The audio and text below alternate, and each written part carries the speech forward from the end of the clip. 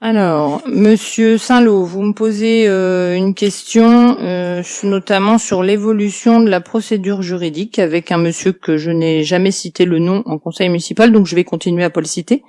Il a écrit, je sais que vous avez tous été destinataires d'un courrier.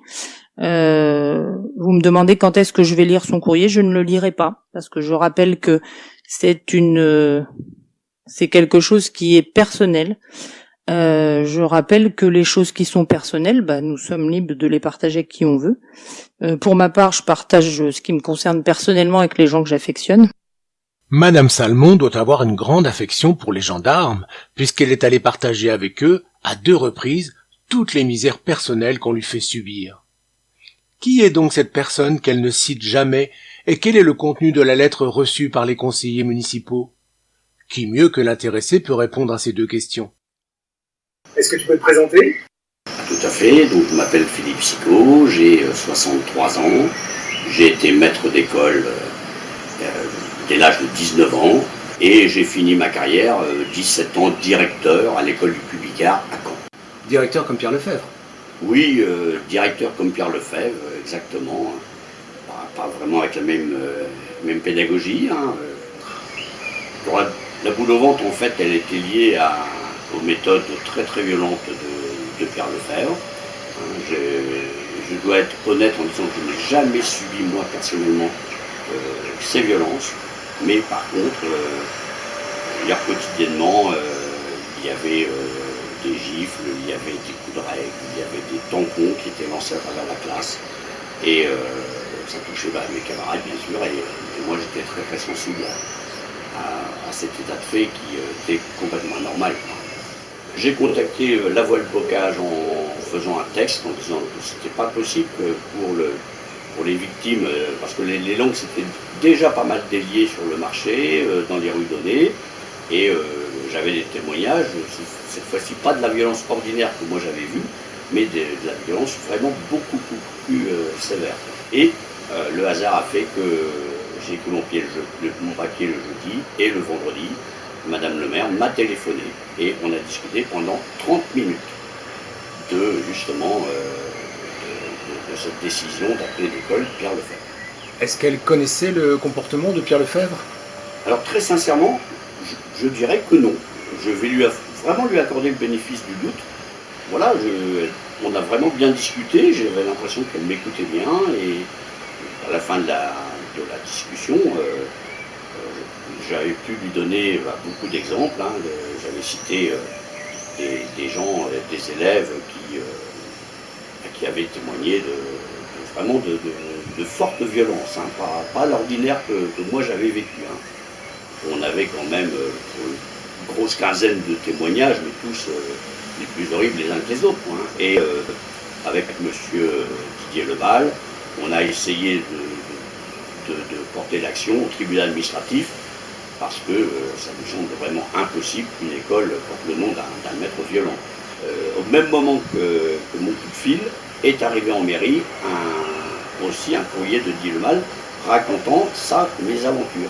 Madame Salmon a porté plainte en son nom propre contre toi. Sais-tu pourquoi? Alors là, on va dire, c'est un grand mystère. Je me suis retrouvé, tout d'un coup, convoqué à la gendarmerie donnée pour recevoir une plainte pour harcèlement. Et c'était une plainte à titre personnel, une plainte de Christine Salmon. Alors que, bien entendu, Christine Salmon, je confirme bien, le coup de téléphone du mois de septembre-octobre, évidemment, quand elle m'a appelé, c'était un contact. Et après, il n'y a plus jamais eu un seul contact direct avec Christine Salmon, que des courriers aux conseillers, que des courriers, que des articles dans les journaux. Mais à titre personnel, en plus, un harcèlement, c'est fabuleux, puisque je ne sais pas où elle habite, je ne sais pas son numéro de téléphone personnel, je ne sais pas son adresse personnelle, et bien entendu, je ne l'ai jamais contacté, je ne l'ai jamais menacé, je ne l'ai jamais harcelé. Et donc je me suis retrouvé 3h30 à la brigade de Vire pour me justifier. Au conseil municipal suivant, cette plainte s'est doublée d'un grand discours, un monologue de Madame Salmon, qui avait mis à l'ordre du jour une demande de protection fonctionnelle sur cette affaire. Voilà. Et à une question de la minorité, eh bien, elle a bien répondu que c'était une plainte à titre personnel, et ce que m'a confirmé le major, hein, c'était bien Christine Salmon contre Philippe Sicot, mais elle a fait quand même un quart d'heure sur son harceleur qu'elle n'a jamais nommé, hein, surtout jamais nommé. Et puis ce harceleur, elle n'a même pas eu droit à la présomption d'innocence, puisqu'elle a même dit « Mon principal harceleur hein, dit bonjour à mon mari, lui sourit ». Donc effectivement, l'affaire elle est classée sans suite, donc ça c'est pas un souci. Et j'ai écrit simplement au conseil municipal, et avec mon conseiller, et bien sûr à Madame la maire, pour lui demander au conseil municipal d'hier, elle lise un courrier que j'avais écrit. Madame, lors du conseil municipal du lundi 21 février 2022, vous avez mis à l'ordre du jour le vote d'une protection fonctionnelle à la suite d'une plainte que vous aviez déposée le mercredi 9 février 2022 pour harcèlement. J'ai en effet été convoqué à la gendarmerie d'Aunay-sur-Redon pour recevoir un procès-verbal de convocation ce même jour. Et j'ai été entendu librement le 15 février pendant 3h30 à la brigade de Ville. Or, la gendarmerie d'Aunay-sur-Redon vient de m'appeler pour me signifier que cette plainte avait été classée sans suite. Pour rappel, dès le début du conseil municipal du 21 février, vous aviez pris une posture solennelle en vous positionnant derrière un pupitre et vous vous êtes servi de cette plainte pour faire un amalgame douteux. Vous avez évoqué des insultes sur les réseaux sociaux que je ne maîtrise absolument pas et une lettre anonyme que j'avais condamnée dès que j'avais appris son existence, fin décembre ou début janvier. J'ai su plus tard que cette lettre lamentable et abjecte avait été reçue fin novembre et qu'elle n'avait pas fait l'objet d'une plainte légitime contre X. Que toutes ces informations aient été divulguées en public quelques jours après la plainte déposée contre moi pour harcèlement ne peut pas être le fruit du hasard. De plus, lors de votre intervention, vous avez parlé de moi en m'appelant mon principal harceleur et vous m'avez reproché d'avoir dit bonjour à votre mari d'un air provocateur. Votre mari, je le connais depuis plus de 40 ans, nos parents étaient très proches et amis. J'ai côtoyé Christophe en partageant la même passion du football au club local de l'USAO. Je ne vois pas pourquoi, aujourd'hui, je m'abstiendrai de lui dire bonjour. Qu'auriez-vous dit si je l'avais snobé? Le combat citoyen que je mène avec François Annès et de nombreuses victimes de Pierre Lefebvre ne m'empêche pas de rester poli et courtois. Ne mélangeons pas tout. J'ai passé de très bons moments avec nombre des conseillers de votre majorité et je les apprécie.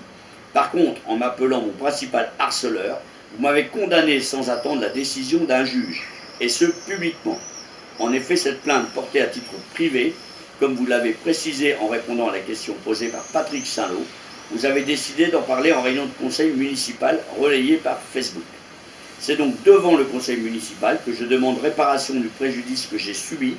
C'est la raison pour laquelle je vous demanderai, Madame la maire, de lire ce courrier à haute voix, intégralement et publiquement, en réunion de conseil pour rétablir mon innocence et laver mon honneur. Voilà, Philippe Sicot, membre du collectif pour un retour au nom d'origine, Georges Sand et Jules Verne. Et jamais, au grand jamais, harceleur. Alors juste une précision, quand j'ai écrit cette lettre, effectivement, je pensais que la lettre anonyme, que je répète encore, que je condamne absolument, n'avait pas fait l'objet d'une plainte contre X. Il est honnête de dire qu'il y a 15 jours, j'étais entendu à la gendarmerie d'Aunay-sur-Redon en tant que témoin, et simplement témoin bien sûr, pour cette lettre anonyme. On m'a présenté l'enveloppe, savoir si je reconnaissais l'écriture, et puis le texte, et savoir si je pouvais savoir qui avait pu écrire. Bon, j'ai attesté que dans le collectif et dans mes amis proches et ma famille proche, il n'y avait aucun risque de trouver l'auteur de cette lettre anonyme qui est vraiment le plus bas du plus bas et qu'on ne pratique pas. Croyez bien que nous sommes désolés de la mauvaise qualité du son de cette interview sauvage. À noter, cette vidéo a été montée, mais vous en trouverez l'intégralité sur le lien donné en description. Que cela ne vous empêche pas de mettre un pouce, de vous abonner et surtout de signer notre pétition.